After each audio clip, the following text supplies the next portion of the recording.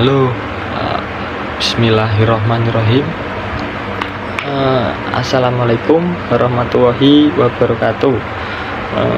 Perkenalkan, nama saya Andika Purnama Putra dari Prodi Hukum Ekonomi Syariah,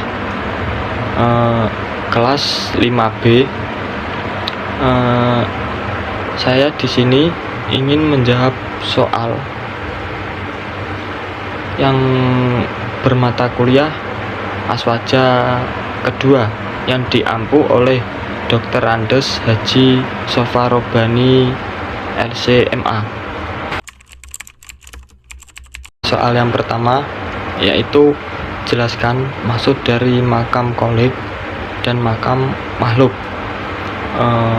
Jawabannya, makam al-kholik yaitu pencipta atau penentu segalanya. Terus yang makam makhluk yaitu hamba yang tidak dapat melakukan semua itu. Jelaskan perbedaan takzim dan ibadah. Jawabannya, takzim yaitu penghormatan atau adab atau tidak sopan kepada semua orang atau sesuatu. Takzim tidak selalu dimaksudkan ibadah. Terus sedangkan ibadah yaitu penghormatan atau penyembahan yang ditunjukkan khusus kepada Allah Subhanahu wa taala. Jadi, jika niatnya menghormati, maka itu takzim, dan jika niatnya menyembah, maka itu ibadah. Tiga yaitu jelaskan maksud dari hadis Latu truni kama atrotin nasorob na Maryam. Dari hadis tersebut bermaksud yaitu janganlah kalian melebihkan aku sebagai umat Nasrani melebihi putra Maryam. Sebutkan dalil Al-Quran yang menunjukkan sujudnya malaikat kepada Adam, namun mereka tidak dianggap kafir dan justru mendapat pujian. Jawabannya yaitu bismillahirrahmanirrahim. Qala ara'aitaka hadzal ladzi karamta alayya la in ahortani ila yaumil qiyamati la ahtanikan naduriyatu ila qalila, yang artinya, dan ingatlah tatkala kami berkata kepada para malaikat dan bersujudlah kepada Adam.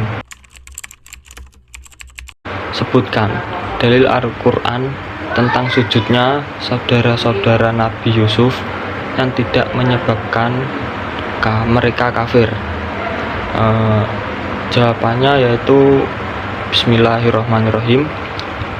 Lamma dahulu ala Yusufa wa ilahi abawaihi wa qala dahulu misra insyaallahu aminina wa rafa'a wa baihi alal arsi baharru lahu sujadan, yang artinya mereka tidak masuk ke tempat Yusuf.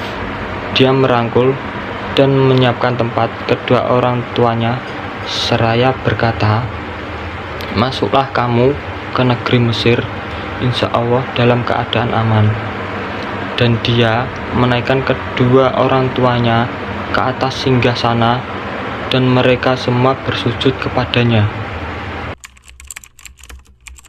Bagaimana sikap para sahabat ketika di depan Nabi Shallallahu Alaihi Wasallam? Jawabannya, para sahabat di depan Nabi Shallallahu Alaihi Wasallam mereka semuanya diam mematung karena merasakan kewibawaan Nabi Shallallahu Alaihi Wasallam. Diumpamakan seandainya burung-burung hinggap di kepala mereka, tentu burung-burung itu dapat hinggap, sebab begitu hikmatnya mereka di depan Nabi Shallallahu Alaihi Wasallam.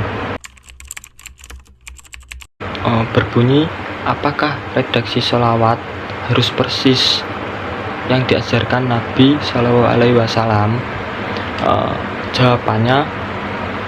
Jawabannya yaitu bahwasanya membuat redaksi sholawat yang tidak sama dengan redaksi-redaksi yang diajarkan Nabi Shallallahu Alaihi Wasallam merupakan hal yang boleh.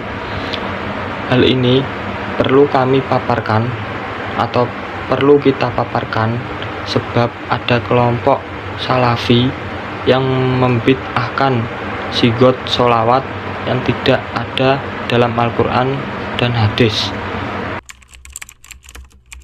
Yang kedelapan adalah apakah yang dimaksud dengan majas akli, dan sebutkan selawat-selawat yang menggunakan majas akli. Jawabannya yaitu majas akli adalah penyandaran fi'il atau kata kerja yang semakna kepada sesuatu yang bukan secara hakiki, melainkan karena hubungan akal seperti sebab akibat, waktu, atau tempat yang disertai qarinah yang membedakan makna asli. Contohnya yaitu selawat nariyah. Selawat nariyah adalah salah satu selawat yang sangat dikenal di kalangan nadliyin berdasarkan tajribah atau pengalaman yang berulang-ulang.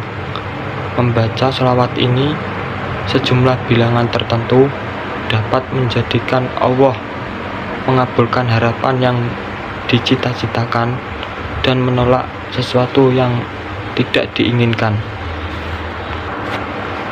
Sekian dari video saya. Apabila ada kata salah atau ucapan saya salah, mohon maaf yang sebesar-besarnya. Assalamualaikum warahmatullahi wabarakatuh.